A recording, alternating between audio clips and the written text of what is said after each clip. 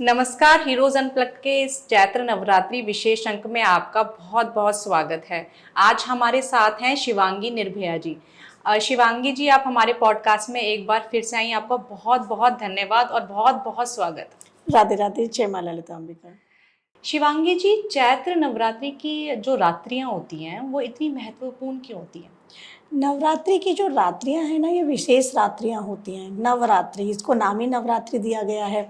और ये विशेष रात्रियों में ना हमारे जो आध्यात्मिक द्वार होते हैं इस ब्रह्मांड के, वो खुलते हैं। माता रानी स्वयं इस धरा पर आती हैं। यूँ तो माता रानी की ऊर्जा जो है वो हमेशा हमारे साथ है, हमारे ही अंदर है।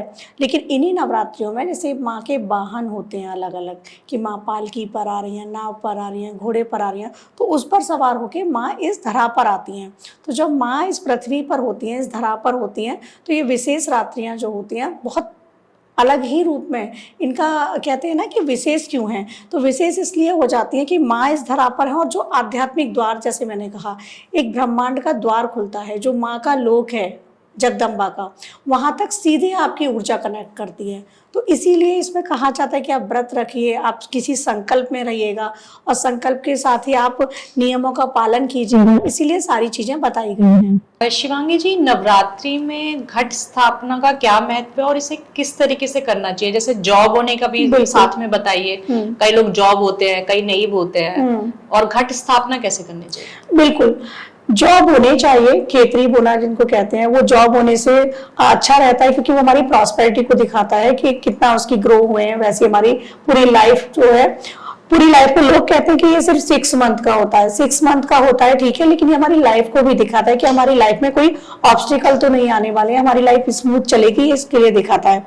तो जॉब होनी चाहिए। कलश स्थापना इसलिए की जाती है क्योंकि सृष्टि का प्रारंभ जल से ही हुआ है और जल में ही विलीन हो जाएगी सृष्टि। तो वहां पर कलश स्थापना हम जब करते हैं, वरुण देव का ध्यान करते हैं। कलश में हमको गंगा जल ऐड करना चाहिए नॉर्मल पानी में।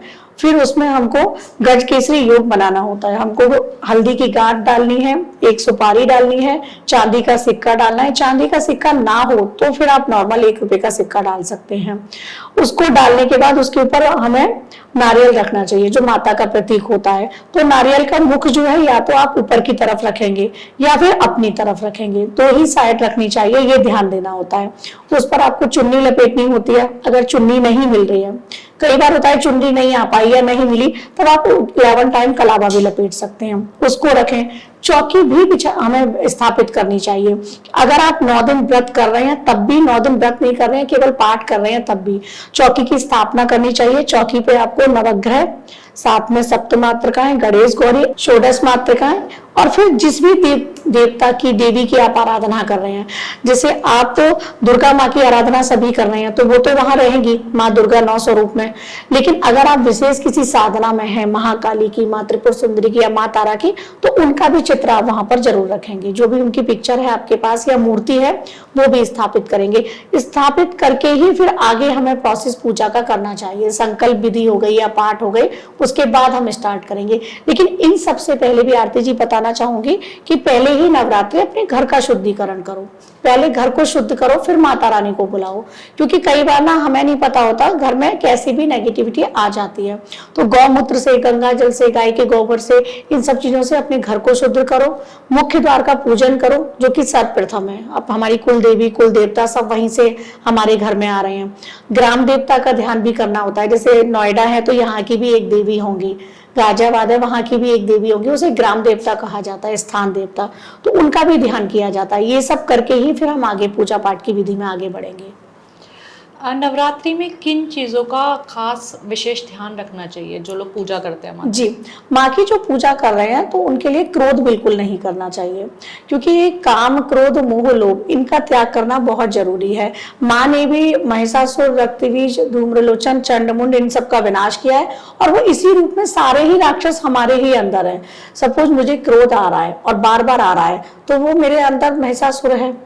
अगर मेरे अंदर इल्यूजन आ रहा है कि मैं कह रही हूँ कि आरती जी अच्छी है, आरती जी अच्छी नहीं है, मैं ही ड्वेल माइंड में आ गई, तो ये धूम्रलोचन है मेरे ही अंदर कि वो इल्यूजन क्रिएट कर रहा है, मैं डिसीजन नहीं ले पा रही, या मेरे ही, हम किसी के लिए अब बुराइयां कर रहे हैं, लोग अक्सर करते हैं, तो हमारे ब्लड में, हमारे अंदर, हमारी फ्रीक्वेंसी, हमारी वाइब्रेशन में जा रही है, तो ये रक्त बीज है आपके अंदर। तो कहते हैं ना, जितने रक्त बीज को मारती गई माँ उतनी बूंद से रक्त बीज पैदा होते गए। तो ये हमारे अंदर के विकार है कि जितनी हम बुराइयां करेंगे दूसरों की या दूसरों के लिए परेशान करेंगे, वो विकार हमारे ही अंदर आ रहे हैं। तो अल्टीमेट समझना बहुत जरूरी है कि इन सब चीजों का भी हमें विनाश करना है, तब माँ का पूजा में आगे बढ़ सकते हैं हम। तो ये ध्यान देने योग्य बातें हैं, ये आपको नहीं करनी चाहिए। नवरात्रों में जमीन पर शयन करना चाहिए। अब आ जाते क्या करना चाहिए। जमीन पर शयन करो।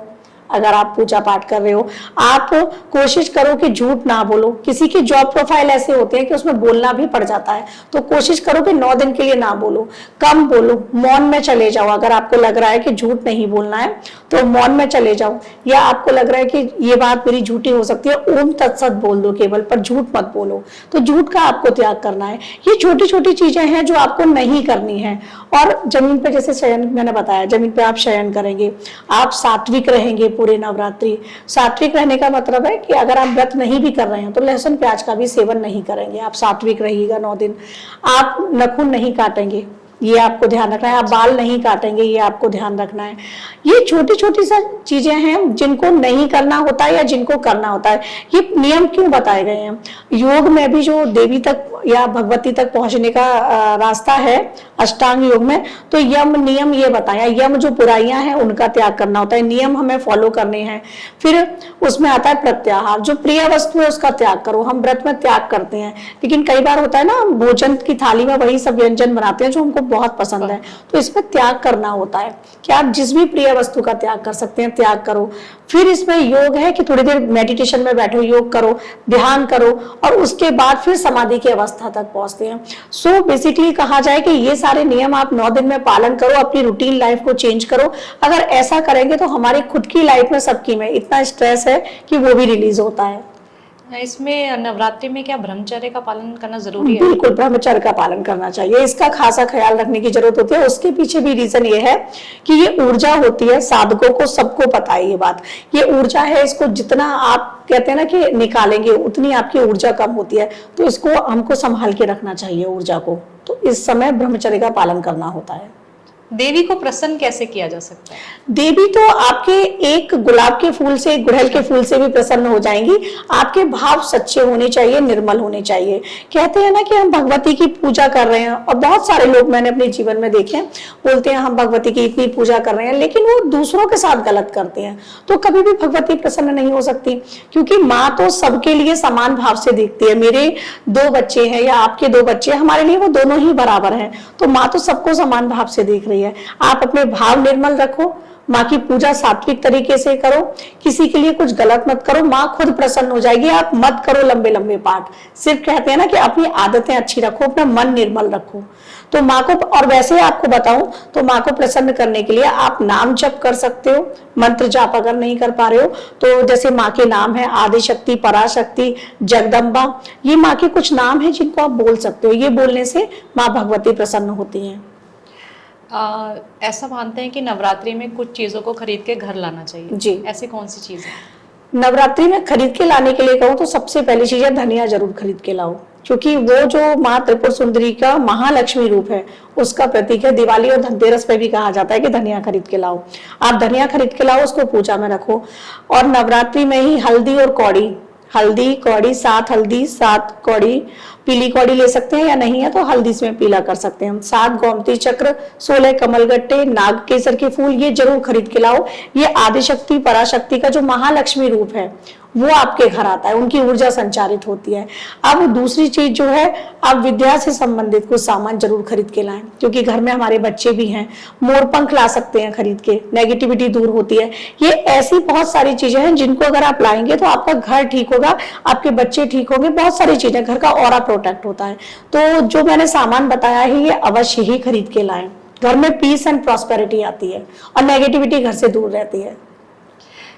जिन लोगों के पास नौकरी नहीं है या आर्थिक तंगी है, वो क्या उपाय कर सकते हैं नवरात्रि में? बिल्कुल, अगर आर्थिक तंगी है तो महालक्ष्मी परक है। महालक्ष्मी परक मतलब दुर्गा सप्तशती में 2य अध्याय, 3य अध्याय, 4th अध्याय, इसको महालक्ष्मी परक कहा गया है। मध्यम चरित्र के नाम से है। आप इन 3 का पाठ कर लीजिएगा। मध्यम चरित्र जो है उसका पाठ कीजिएगा संकल्प लेके। जब पूजा करेंगे, हम चौकी लगाएंगे, घट स्थापना करेंगे, उसी समय हम संकल्प लेंगे। संकल्प में बोलेंगे कि मैं इसलिए कर रहा हूँ ये पाठ या इसलिए कर रही हूँ ये पाठ, और फिर आप इसका पाठ कीजिएगा। भगवती की कृपा बनती है। बहुत से लोग संस्कृत नहीं पढ़ पाते हैं, तो उसमें दुर्गा सप्तशती में गीता प्रेस गोरखपुर की जो है उसमें हिंदी में भी है, आप हिंदी में पढ़िएगा। आप ये कर सकते हैं। महालक्ष्मी के लिए डेली भोग लगाइएगा, खीर का भोग लगाइएगा, माँ लक्ष्मी प्रसन्न होती हैं।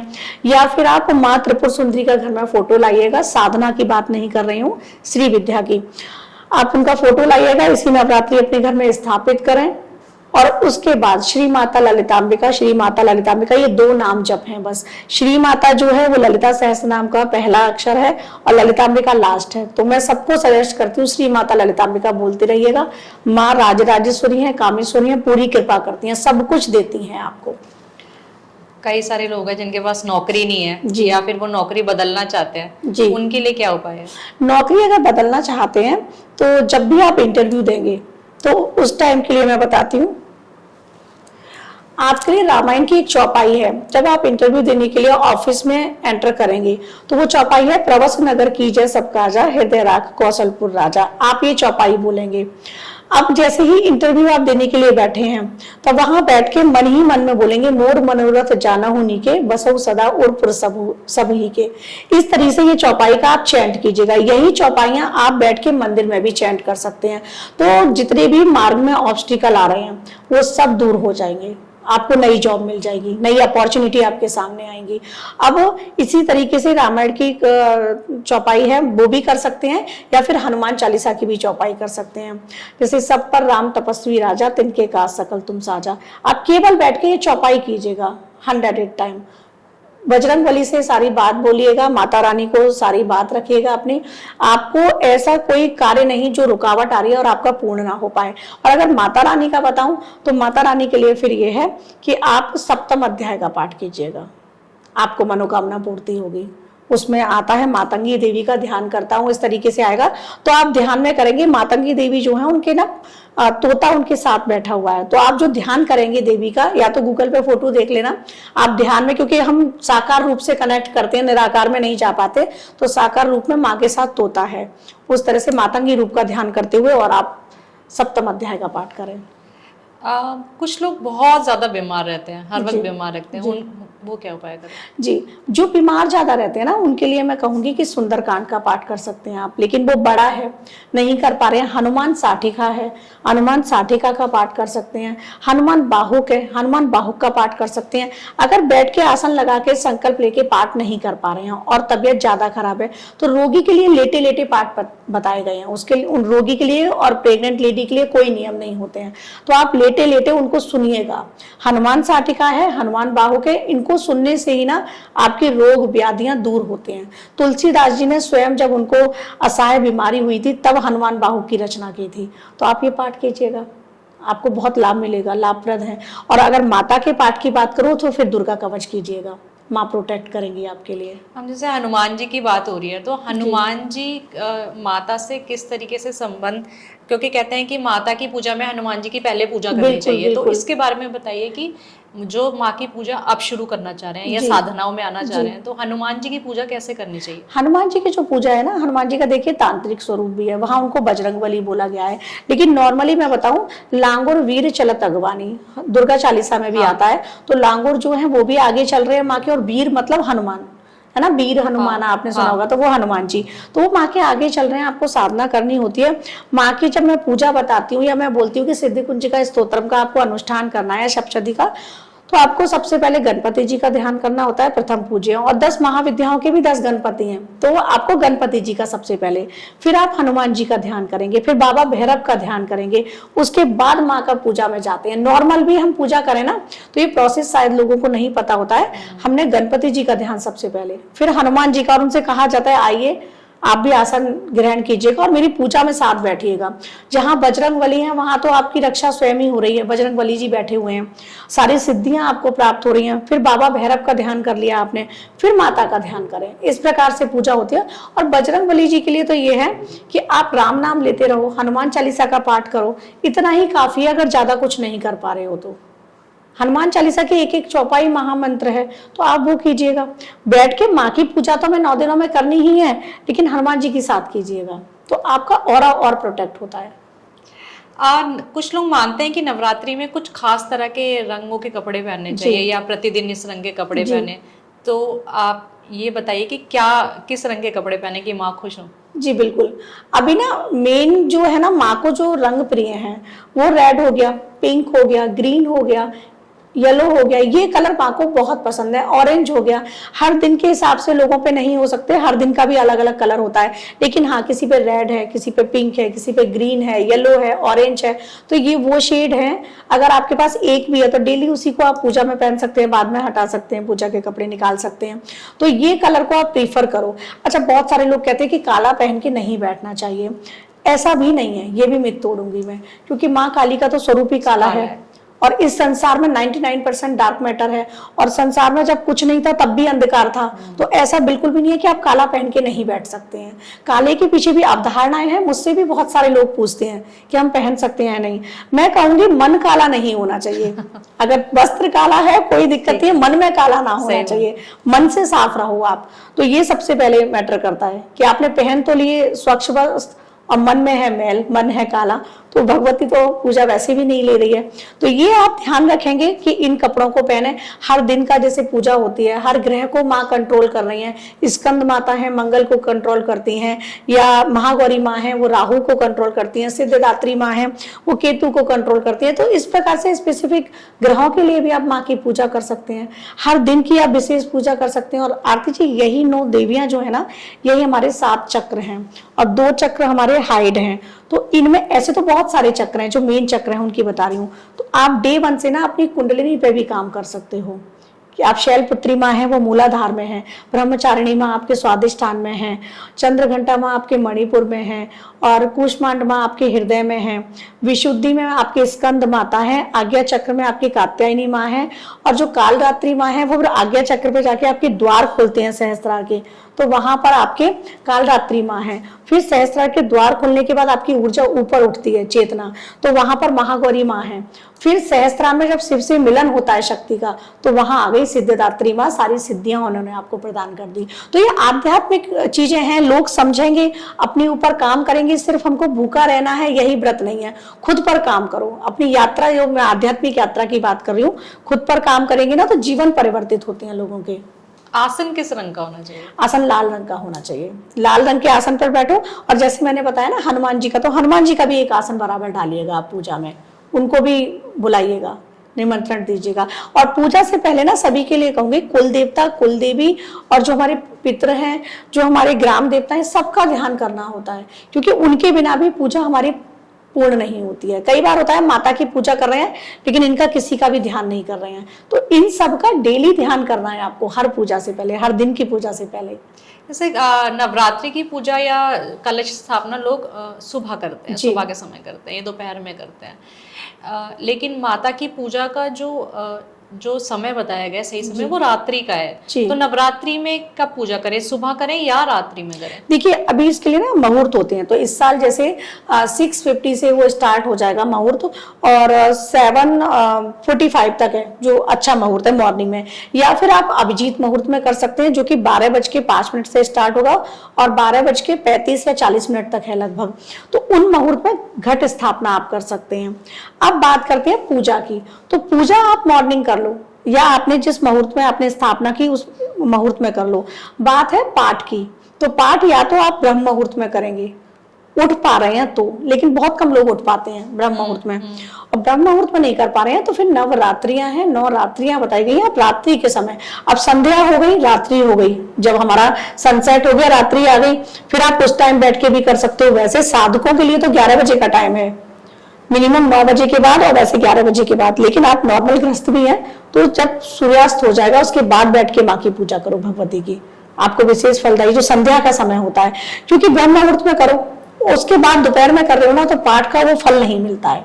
यूं तो माँ की ऊर्जा पूरे दिन चल रही है, आप जब चाहे तब करो, लेकिन वो फल नहीं मिलेगा। और स्पेशली 12 से 3 के बीच तो बिल्कुल मत करो, वो आपको कोई पूजा आपकी फलदायी नहीं है। और माता को भोग किन चीजों का लगाना चाहिए? हाँ, माँ को भोग की अगर मैं बात करूं तो अलग अलग दिनों के हिसाब से भी होते हैं। जैसे प्रथम दिन आप घी से बनी हुई कुछ भी वस्तु का भोग लगा सकते हैं। दूसरे दिन आप शहद का भोग लगा सकते हैं, शहद से बनी हुई वस्तु। तीसरे दिन आप खीर का लगा सकते हैं। चौथे दिन आप केले का लगा सकते हैं। पांचवें दिन आप गुड़ का लगा सकते हैं। छठे दिन आप फिर माँ के लिए फिर से खीर का बताऊंगी, खीर का भोग लगा सकते हैं। सातवें दिन आप माँ के लिए मालपुए का लगा सकते हैं। अष्टमी को नारियल का लगा सकते हैं और नवमी को आप फिर हलवा पूरी का लगा सकते हैं। लेकिन अगर इतने अलग अलग भोग आप नहीं लगा पा रहे हैं तो डेली माँ के लिए मखाने की खीर का भोग लगा दो। वो बहुत जल्दी भी बन जाती है, सिर्फ मखाने डालने हैं उसमें। और मखाने क्या है, मखाने की खीर माता लक्ष्मी को बहुत प्रिय है, तो सबके लिए माँ की जो पूजा कर रहे हैं, माँ लक्ष्मी की कृपा तो सभी को चाहिए, तो आप मखाने की खीर का भोग लगाओ। क्योंकि माँ लक्ष्मी, माँ सरस्वती और माँ काली ये तीनों एक ही हैं, समाहित है ये तीनों शक्तियां। तो आप इस प्रकार से भोग लगाइएगा। शिवांगी जी, कुछ लोग कन्या पूजन अष्टमी को करते हैं, कुछ नवमी को करते हैं, तो इसकी सही तिथि क्या है कन्या पूजन की जी। और कन्या पूजन में कितनी कन्याएं बुलानी चाहिए, कैसे करना चाहिए? बिल्कुल, देखिए तिथि की अगर मैं बात करूं तो ये ना रिचुअल्स चली आ रही है। किसी के घर अष्टमी को होता है, किसी के घर नवमी को होता है, वो उसी हिसाब से करते हैं। वैसे मेरे हिसाब से नवमी को होना चाहिए, क्योंकि 9 दिन जब पूर्ण होंगे तब आप कन्या पूजन करो। लेकिन होता क्या है, सपोज मेरे ही घर अष्टमी पूजन होता है तो मैं अपनी साधना करती हूँ, अष्टमी पूजन पर कन्या पूजन कर देती हूँ, लेकिन अपनी जो चौकी है वो मैं नवमी के बाद ही उठाती हूँ। पूरे 9 दिन पूजा करती हूँ वहाँ चौकी पर। हाँ, पूजा हो गई, जो देवी पूजा होती है, कन्या पूजन हो गया, वो सब कर दिया मैंने अष्टमी को, पर मेरी चौकी नहीं हटती है, वो मेरी 9 दिन बाद ही हटती है। लेकिन कायदे से ये होना चाहिए मेरे हिसाब से कि नौमी को पूजन होना चाहिए, क्योंकि नौमी जब आप उस दिन 9 दिन आपने व्रत किए, संकल्प लिया, जो भी पूजा हुई, सिद्धदात्री माँ की कृपा भी तो चाहिए ना हमें। महागौरी तक लेकर ही हमने कन्या पूजन कर दिया, तो सिद्धदात्री माँ की कृपा भी बहुत जरूरी है। और लोग करते भी हैं कि अष्टमी को कन्या पूजन के बाद व्रत भी तोड़ देते हैं। व्रत तोड़ देते हैं, लेकिन मैं नहीं तोड़ती, मेरा नवमी तक रहता है व्रत। मतलब अष्टमी को भी मेरे यहाँ पूजा हो जाती है, मेरे से कहा भी जाता है कि आप खाना खा लो, अब तो पूजा हो गई, लेकिन मैं शाम को ही व्रत का पारायण करती हूँ। वैसे नवमी को होता है मेरा। नवरात्रि में सबसे महत्वपूर्ण तिथि कौन सी होती है? सबसे महत्वपूर्ण तिथियां कहूं तो 9 दिन ही विशेष हैं ये।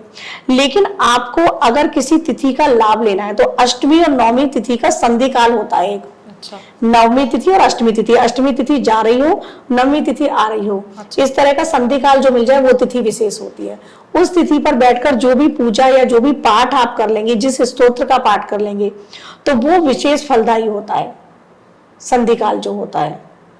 तो उसमें कुछ उपाय भी किए जा सकते हैं? बिल्कुल किए जा सकते हैं। जो उपाय जैसे हमने बताए हैं, पैसे की प्राप्ति के लिए हो, चाहे वो धन प्राप्ति का हो, या फिर वो एजुकेशन के लिए हो, या फिर वो शादी के लिए हो, जो भी विशेष उपाय हैं वो संधि काल में आप कर सकते हो। उसी संधि काल में बैठकर, वो टाइम पीरियड होता है 15 से 20 मिनट का रहता है लगभग, उसी टाइम पीरियड में आप बैठकर अपनी विशेष पूजा कर सकते हो। उसी संधि काल में बैठकर आप दीप प्रज्वलित कर सकते हो 9 देवियों के, 9 दिनों के। और उस दीप में आप कपूर, लौंग का जोड़ा और साथ में इलायची, ये डाल के आप 9 देवियों के लिए दीप प्रज्वलित करो और 9 देवियों का ध्यान करो। दीप की बात आई है तो कुछ लोग अखंड जोत जलाते हैं माता की और कुछ नहीं जलाते हैं जी। तो अखंड जोत जलाने का क्या महत्व है? अखंड जोत ना माँ का ही साक्षात स्वरूप होता है। जैसे ज्वालामुखी माँ में वो जल रही है हर समय, तो अखंड जोत में ना, जोत में क्या है, देवता। वैसे नॉर्मल भी हम दीप लगाते हैं ना, तो वो देवता का साक्षी भाव है, देवता को देखते हैं हम, तो माँ का साक्षी भाव होता है। उसका फिर नियम पालन करना होता है कि नियम रखो, उसको कहते हैं अकेले मत छोड़ना चाहिए। मतलब अगर अखंड जोत जल रही है तो उसको अकेले मत छोड़ो। उसके पीछे भी रीजन ये होता है कि वो बंद ना हो जाए, क्योंकि उसको बार बार चेक करना, तो बार बार चेक करना होता है। तो अखंड दीप जलाते भी ना मंत्र होता है, वो अवश्य बोले, शुभम करोति कल्याणम आरोग्य धन संपदाम शत्रु बुद्धि विनाशाय, इस तरह से मंत्र है। आप उस मंत्र को बोले तब वो अखंड दीप जलाएं, तो और विशेष प्रभावी हो जाता है। और अखंड दीप का ही क्यों, किसी भी दीप प्रज्वलित करने से पहले आप मंत्र बोलिएगा। जो लोग माता की पूजा करते हैं ऐसे कहते हैं कि माँ तो स्वयं धरती पर रहती है 9 दिनों तक जी। तो माता किस तरीके से किसी से कनेक्ट करती है, कैसे पता चलता है कि माँ के साथ कनेक्शन जुड़ रहा है? अगर माँ के साथ आपका कनेक्शन 9 दिनों में हो गया, ये मैं नॉर्मल गृहस्थ की बात कर रही हूँ, साधकों को तो हर रोज अनुभव होते हैं, तो आपको ना या तो रोना आ जाएगा, अचानक से रोना आएगा। और ऐसा नहीं कि आप प्रॉब्लम्स में हैं इसलिए रोना आया। बहुत सारे लोग ये सोचते हैं कि हमारी लाइफ में प्रॉब्लम्स थी या हम परेशान थे इसलिए रो गए। नहीं, अगर अचानक से पूजा करते करते रोना आ जाए, दैट मीन्स कि माँ की वो कृपा हो रही है, माँ की ऊर्जा के साथ आपकी ऊर्जा कनेक्ट हो रही है। और अचानक से कई बार होता है ना कि हम बैठे हैं और हमें लगेगा कि ठंड ऐसे हल्की सी ठंड लगी, या हमको लगेगा कि अचानक से हल्का सा कुछ वाइब्रेशन बॉडी में हुआ। तो ये सब चीजें जब हो रही है ना, तो माँ की ऊर्जा कहीं ना कहीं आपकी ऊर्जा के साथ कनेक्ट कर रही होती है। माँ का आप पे आशीर्वाद होता है, आशीष होता है। आप खुद देखेंगे बैठे बैठे कई बार होता है कि बैठे बैठे पूजा में आपका मन ही नहीं कर रहा है आप उठो, तो आपकी ऊर्जा माँ की ऊर्जा के साथ उस टाइम कनेक्ट हो रही होती है। कई बार होता है हम समाधि जैसी स्थिति में होते हैं कि पूजा कर ली और वहीं बैठे हुए हैं। अगर इस तरह की सिचुएशन हो रही है तो माँ की आप पर कृपा है और माँ की ऊर्जा के साथ आपकी ऊर्जा माँ कनेक्ट स्वप्न कर में रही भी है। दर्शन देती हैं? बिल्कुल, माँ स्वप्न में भी आती हैं। स्वप्न में माँ आ रही है तब कोई ना कोई संदेश होता है, जैसे स्वप्न में माँ दिख रही हैं तो वो आप लगातार हो सकता है पूजा ना कर रहे हो तो आपसे चाह रही हो कि आप पूजा करो, या आपको कोई आगे आने वाले भविष्य की तरफ इशारा कर रही हो, क्योंकि स्वप्न दर्शन जो है उसमें फिर अलग अलग तरह से विचार किए जाते हैं, लेकिन माँ का आना शुभ होता है। आप पर कृपा है, आपके आसपास है माँ, ये इसका इस तरफ इशारा करता है। शिवांगी जी, आपने हमसे बात की, आपका बहुत बहुत धन्यवाद। राधे राधे। जय मां ललिता अंबिका।